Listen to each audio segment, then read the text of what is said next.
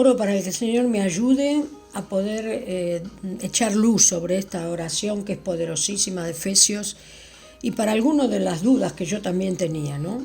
Voy a leer primero toda la oración, la oración por los creyentes, yo la leo por Dios habla hoy, de Efesios 1:15 al 23, y después voy a ir analizando algunos puntos que son los que me interesan y que veía con el Señor, ¿no? Dice, por esto, como sé que tenéis fe en el Señor Jesús y amor para con todos los que pertenecen al pueblo santo, no dejo de dar gracias por vosotros, recordándoos en mis oraciones. Pido al Dios de nuestro Señor Jesucristo, al Padre glorioso, que os dé, escuchen esto, sabiduría espiritual para entender su revelación y conocerle mejor. Esto es algo que yo le pido continuamente al Señor y hablamos con los hermanos de pedirle siempre sabiduría para entender, ¿no? Para entender la palabra y para conocerlo mejor a Él. Muy bien, dice el 18, pido a Dios que ilumine vuestra mente para que sepáis cuál es la esperanza a la que habéis sido llamados y cuán gloriosa y rica es la herencia que Dios da a los que pertenecen a su pueblo. Y entonces yo decía, Señor, yo no quiero dar, decir yo cuál es la esperanza. A mí me gustaría que los hermanos quieran escudriñar y realmente traten de ver por ellos mismos cuál es la esperanza a la que fuimos llamados. Con gloriosa, dice, y rica, cuán gloriosa es la herencia que Dios da a los que pertenecen a su pueblo. Y cuán grande, y acá viene algo fuerte, y cuán grande y sin límites es su poder, el cual actúa en nosotros los creyentes. Este poder es el mismo que Dios mostró con tanta fuerza y potencia cuando resucitó a Jesús. Este es un tema, el del poder, que realmente creo que por el tiempo en que vivimos y demás nos engancha muchísimo. Y aún los que vivimos dedicados casi completamente al Señor, pedimos también este poder, ¿no? Pedimos, Señor, yo quiero experimentar ese poder, yo quiero tener ese poder espiritual. Ahora bien, porque ese es el poder que levantó a Jesús de la muerte. Fíjate la potencia del poder. Entonces nosotros pensamos, a ver si me siguen y puedo hacerme entender. Nosotros entonces pensamos que ese es un poder para poder lograr cualquier cosa. Nosotros tenemos que ser realmente, no sé, un superhéroe, ¿no? Con ese poder que tiene, que nos da el Señor. Ahora bien, Él dice que ese poder, ese poder que levantó a Jesús, cuando resucitó a Jesús, ¿no? Y lo hizo sentar a la derecha del cielo, poniéndolo por encima de todo poder, autoridad, dominio y señorío, y por encima de todo lo que existe, tanto en este mundo como en el venidero, ¿no? Nosotros tendríamos ese poder para someter, entonces, y dice, sometió todas las cosas bajo los pies de Cristo, y a Cristo mismo le dio a la iglesia como cabeza de todo, Entonces, acá yo me quiero quedar porque el último versículo también lo quiero analizar muy bien. Entonces, le dio ese poder tremendo, ese poder tremendo que levantó a Jesús de la muerte. Dice, el que resucitó a Jesús, ese es el poder. Ahora bien, ¿cuál fue entonces ese poder tremendo que se desató ahí cuando Jesús va a la cruz? El poder para poder precisamente someter el pecado y la muerte. Jesús venció el pecado y la muerte. Ese es el poder que nosotros se nos otorga.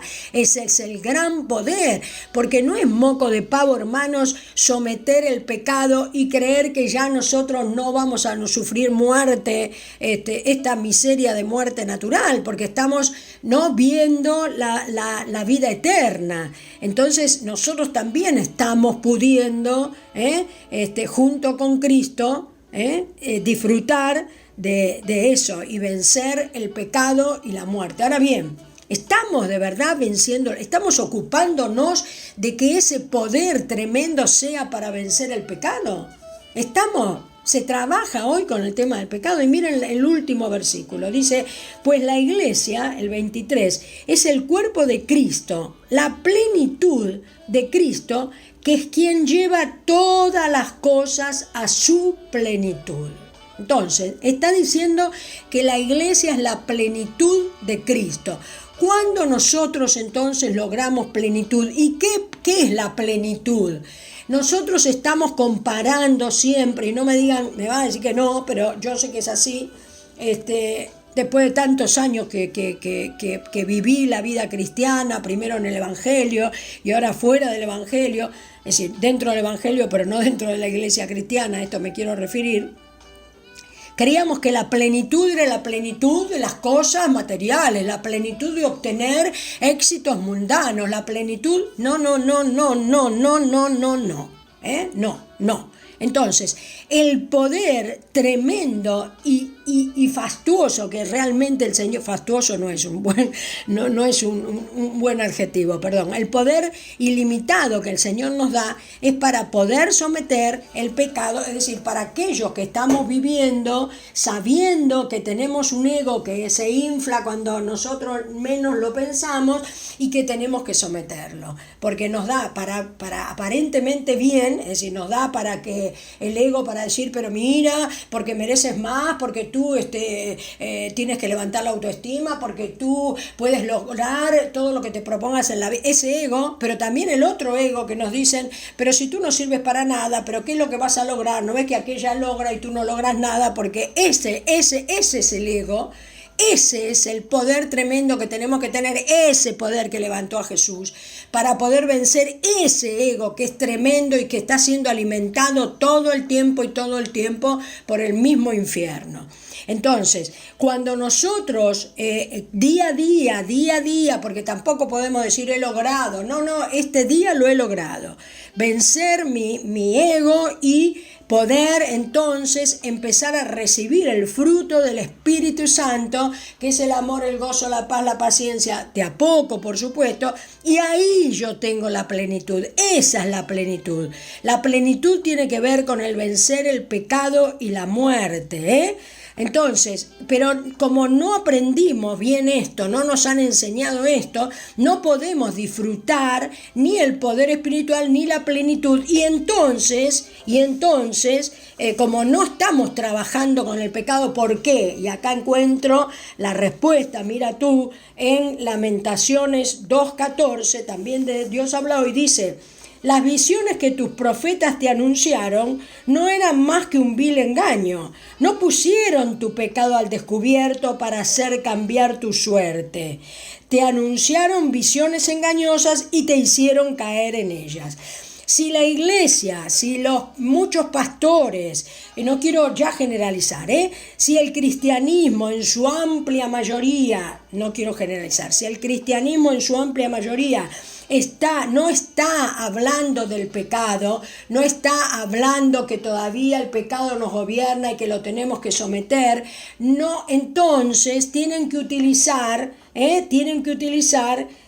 un vil engaño, que es el de decirte que Dios quiere que levantes tu autoestima, que Dios quiere que logres cosas mundanas y materiales, que tengas un mejor auto, que cambies el empleo, que logres tu título universitario, que no está mal tener todas esas cosas, pero a ver, esas cosas no son lo esencial, no son la raíz no, eso no es, esas cosas las podés llegar a lograr, a lo mejor, si te interesan, que ya te van a dejar de interesar, cuando realmente pongas al descubierto tu pecado. Y entonces dirán los cristianos, no, pero si nosotros no vivimos en pecado, pero vivís en tu voluntad, vivís haciendo tu voluntad y a tu voluntad incorporás a Jesús. Y ese es el pecado, y eso está mal, eso no es así. Entonces te están enseñando todo mal, y por supuesto, esas visiones engañosas te hacen creer en ella y nunca estar satisfecho, porque siempre estás viviendo de planes, de proyectos, de ambiciones y no sabes que mañana puede ser el día de la partida. ¿Me explico? Entonces esto es maravilloso porque realmente creo que encontramos un punto nodal ¿Por qué no estamos viviendo el poder y la plenitud de Cristo? Porque lo desvalorizamos, porque no conocemos el verdadero sentido del poder espiritual. Hermanos, vivir en Cristo, vivir, si querés, el evangelio de Cristo, no es tener poder humano, no es tener plenitud humana, no, es tener poder espiritual para vencer el pecado y vivir en la plenitud del fruto del Espíritu Santo, que es el amor, el gozo, la paz, la paciencia. ¿Querés más que eso? Si vos lográs eso con el Espíritu Santo y por gracia, te va a venir después todo lo demás. Cuando ya a lo mejor ni te interese, te lo puedo asegurar yo, pero vas a tener todo realmente lo que a lo mejor pensaste o estaba en el centro de tu alma y que era un deseo muy fuerte tuyo de tu corazón, vas a ver que Dios te lo va a dar, porque en ese momento vos ya entendiste cómo es la vida en el Evangelio, pero no antes que viviste realmente de fotos amarillas y de espejitos de colores, y entonces se busca realmente que la gente tenga plenitud humana y material porque no le saben llevar o porque no le quieren llevar a poner sus pecados, es decir, su voluntad humana al descubierto. Esta no es la voluntad que tú tienes que seguir, no es la tuya, es la de Cristo. Como no queremos decir eso porque no es popular, entonces ¿qué les dicen? No, porque Cristo dice que tienes que levantar. Mentira. Pero bueno, esta es la verdad.